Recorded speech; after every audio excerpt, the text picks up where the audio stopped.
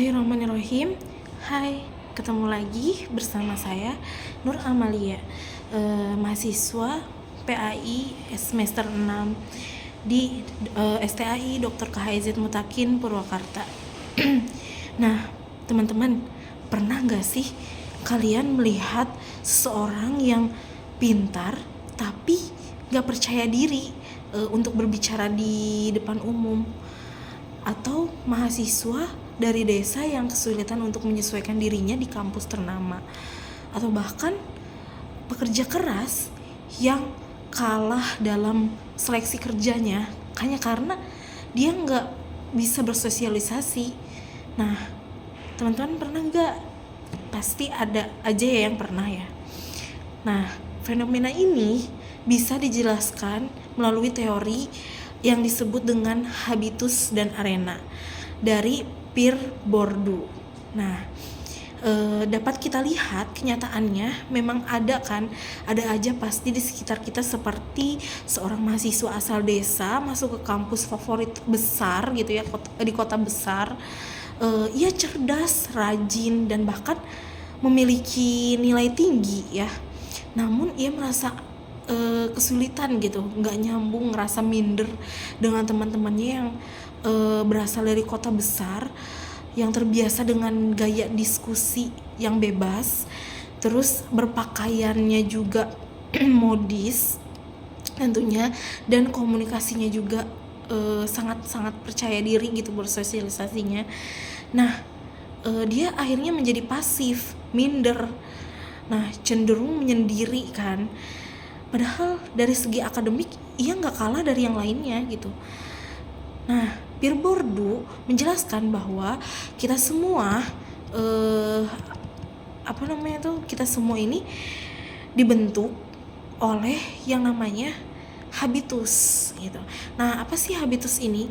Habitus adalah cara berpikir, merasa dan bertindak yang terbentuk dari lingkungan sosial tempat kita tumbuh. Nah, ia tertanam sejak kita kecil ya. Dari cara orang tua kita bicara, nilai-nilai yang diajarkannya kepada kita itu sejak kecilnya apa gitu, kebiasaan kita di rumah, sehingga itu yang membentuk habitus kita. Nah, contohnya itu seperti anak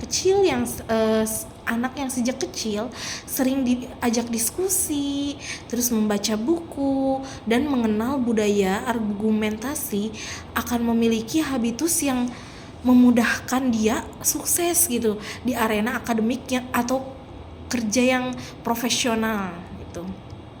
Nah, sebaliknya, anak yang tumbuh di lingkungan yang penuh tekanan ekonomi, tidak ada yang untuk diajak diskusi gitu kan, tidak terbiasa untuk diskusi, terus atau terbatas akses informasi dan lain sebagainya, itu akan membentuk habitus yang berbeda dengan anak yang tadi, yang pertama itu.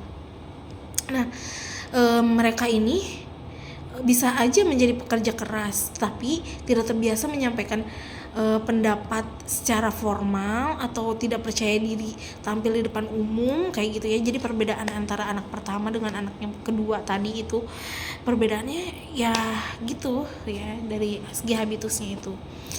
Nah, sedangkan arena adalah ruang sosialnya ya, seperti sekolah, kantor, komunitas, bahkan media sosialnya gitu. Nah, setiap arena ini memiliki aturan, nilai, dan modal yang dihargai. Nah, di sekolah, modal yang dihargainya ini adalah nilai ya, nilai akademik dan kemampuan komunikasi. Sedangkan di tempat kerja bisa jadi yang lebih penting adalah jaringan ya, percaya diri gitu kan, dan kemampuan presentasinya seperti apa ya. Nah, ketika seseorang dengan habitus tertentu masuk ke arena yang berbeda, bisa mengalami benturan ya, otomatis bisa mengalami benturan. Apa sih yang bisa kita lakukan agar punya kesempatan yang sama, yang adil untuk berkembang? Nah, meskipun memiliki habitus yang berbeda-beda tadi gitu, apa sih? Nah, menurut saya ya, yang pertama yaitu sekolah sebagai pengubah habitus. Nah, kenapa sih sekolah sebagai pengubah habitus?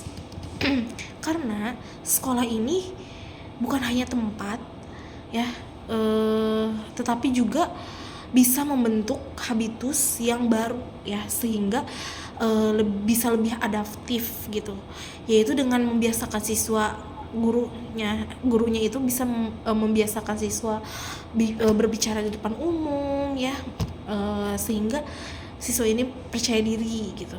Nah, terus membuka ruang diskusi gitu untuk berpikir kritis dan membangun kepercayaan dirinya tadi ya. Nah, agar anak yang dari latar belakang manapun bisa tumbuh dengan kebiasaan dan cara berpikirnya itu ya, yang membantunya masuk untuk ke berbagai arena sosial ya dengan percaya dirinya. Nah, yang kedua yaitu kita dapat menciptakan arena baru yang lebih inklusif. Nah, jadi kita tuh perlu menciptakan arena baru yang memberi ruang bagi semua kelompok ya, misalnya dari media sosial ya, bisa menjadikan media sosial itu sebagai arena ekspresi kita gitu kan. Terus komunitas lokal yang bisa menjadi tempat berkembangnya potensi kita sebagai anak muda gitu. Nah, agar nantinya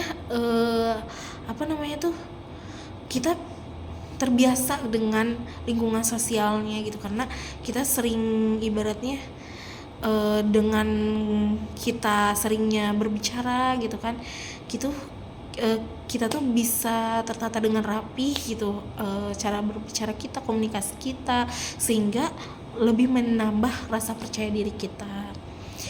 Nah, yang ketiga yaitu pelatihan literasi sosial dan budaya di semua level pendidikan ya. Jadi lembaga pelatihan seperti kampus ya, dan kampus juga ya, lembaga pelatihan apapun gitu ya, bisa memberi program tambahan untuk kita, skill untuk kita ya, seperti pelatihan public speaking, banyak tuh ya. Nah, kampus biasanya memberikan ruang untuk kayak seminar, webinar, public speaking itu ya. Nah, terus pelatihan public speaking, apalagi di zaman sekarang gitu, banyak sekali ruang-ruang untuk pelatihan gitu ya. Terus bisa lewat offline ataupun Zoom ya.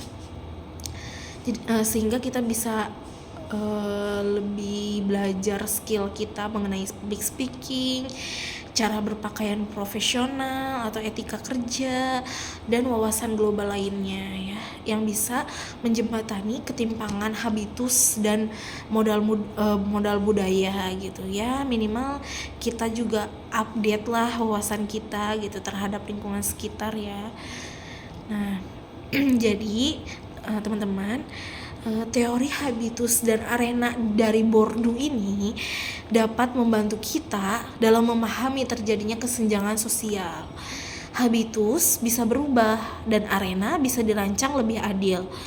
Tugas kita adalah menciptakan lingkungan yang tidak hanya menilai dari gaya asal usulnya saja ya, tetapi dari potensi dan nilai yang dibawa oleh setiap individu.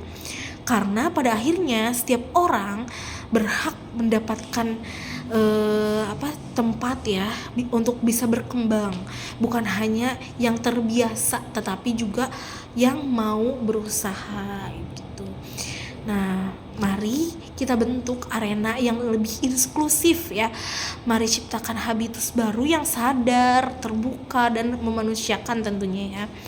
Karena setiap langkah kecil yang menuju kesadaran adalah awal ya. Setiap langkah kecil menuju kesadaran itu adalah awal dari perubahan besar kita. Nah, karena kita tidak sekedar dibentuk oleh dunia sosial, kita juga bisa membentuknya kembali ya, dengan diri kita sendiri yang membentuknya gitu.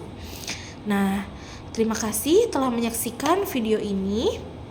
Semoga video ini bukan hanya bisa menambah wawasan kita, tetapi juga menumbuhkan keberanian untuk membentuk habitus baru, untuk menciptakan arena yang lebih adil dan menjadi agen perubahan di lingkungan kita masing-masing.